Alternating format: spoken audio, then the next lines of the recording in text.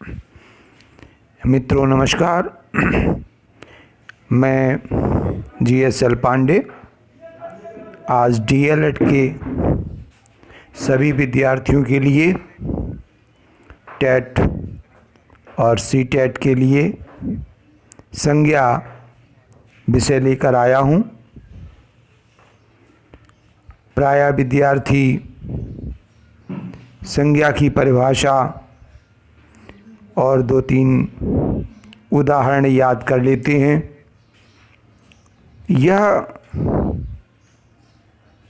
इतना याद करना प्राथमिक स्तर के विद्यार्थियों के लिए उचित हो सकता है, लेकिन आपको किसी भी वाक्य में संज्ञा शब्द को पहचानने की आशा की जाती है, इसलिए इन चीज़ों को ध्यान दें और किसी वाक्य में पहचानने की कोशिश करें। आइए इसी तरह के कुछ प्रश्न देखते हैं।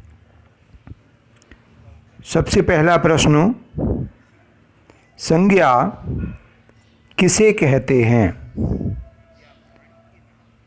यहाँ पर संज्ञा की परिभाषा, संज्ञा का अर्थ। उत्तर है कि संज्ञा किसी वस्तु, स्थान या प्राणी के नाम को संज्ञा कहते हैं, जैसे किताब, कानपुर, राम आदि। प्रश्न 2 है कि संज्ञा को कितने भेदों में बांटा गया है या संज्ञा के कितने भेद माने गए हैं? उत्तर, संज्ञा को 3 भागों में बांटा गया है। वे उनमें से नंबर 1 व्यक्तिवाचक संज्ञा, नंबर 2 जातिवाचक संज्ञा और नंबर 3 भाववाचक संज्ञा है। अगला प्रश्न 3, नदी बह रही है, इस वाक्य में संज्ञा शब्द क्या है? उत्तर, इस वाक्य में नदी शब्द संज्ञा है और यह जातिवाचक संज्ञा माना जाएगा। अगला प्रश्न 4, राधा गा रही है, इस वाक्य में संज्ञा क्या है? उत्तर, इस वाक्य में राधा शब्द संज्ञा है और चूँकि राधा किसी व्यक्ति का नाम है, इसलिए यह व्यक्तिवाचक संज्ञा के अंतर्गत आएगा। अगला प्रश्न 5, जो वस्तुएं किसी एक ही प्रकार की बहुत सी वस्तुओं का बोध कराती हैं, वे कहलाती हैं। उनको ध्यान दीजिए कि क्या कहलाती हैं। उत्तर,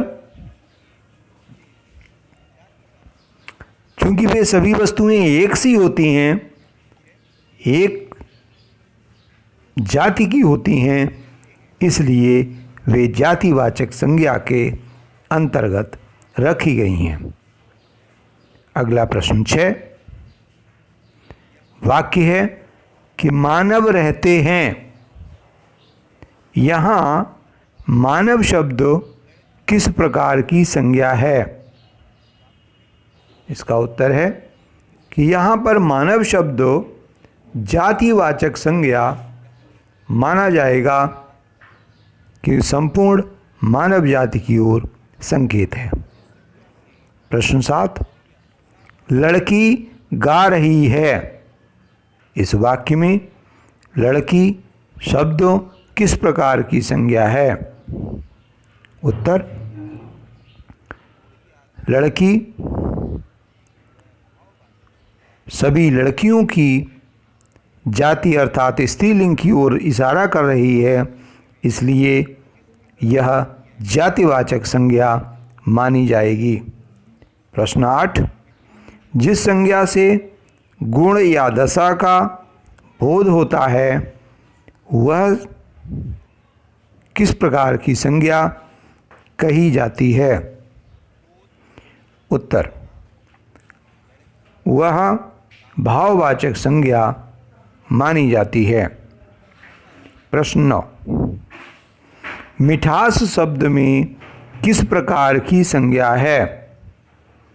उत्तर, मिठास शब्द चूँकि एक गुण को व्यक्त करने वाला शब्द है, इसलिए भाववाचक संज्ञा के अंतर्गत माना जाएगा। अगला प्रश्न 10, क्रोध, सोना, लड़की और राम शब्दों में भाववाचक शब्द कौन सा है? भाववाचक संज्ञा कौन सी है? उत्तर, यहाँ क्रोध शब्द भाववाचक संज्ञा मानी जाएगी। प्रश्न 11, राधा, लड़की और भीड़ शब्द में कौन सा शब्द व्यक्तिवाचक संज्ञा है? उत्तर, राधा शब्द चूँकि नाम है, इसलिए यह व्यक्तिवाचक संज्ञा के अंतर्गत आएगा। प्रश्न 12, गाय, पहाड़, आम, यमुना में कौन सा शब्द व्यक्तिवाचक है? उत्तर, इन सभी शब्दों में यमुना शब्द ऐसा है जो एक नदी का नाम है, इसलिए यमुना शब्द व्यक्तिवाचक संज्ञा है। प्रश्न 13, कौन सा शब्द जातिवाचक संज्ञा नहीं है? ये शब्द नीचे दिए गए हैं, जवान, बालक, सुंदर और मनुष्य। यहाँ सुंदर शब्द संज्ञा नहीं है, सुंदर शब्द विशेषण के अंतर्गत आएगा। प्रश्न 14, मिठाई, चतुराई, लड़ाई, उतराई, इन शब्दों में कौन सा शब्द भाववाचक संज्ञा नहीं है? तो ध्यान दें कि यहाँ मिठाई शब्द भाववाचक संज्ञा नहीं है, यह जातिवाचक संज्ञा है। प्रश्न 15,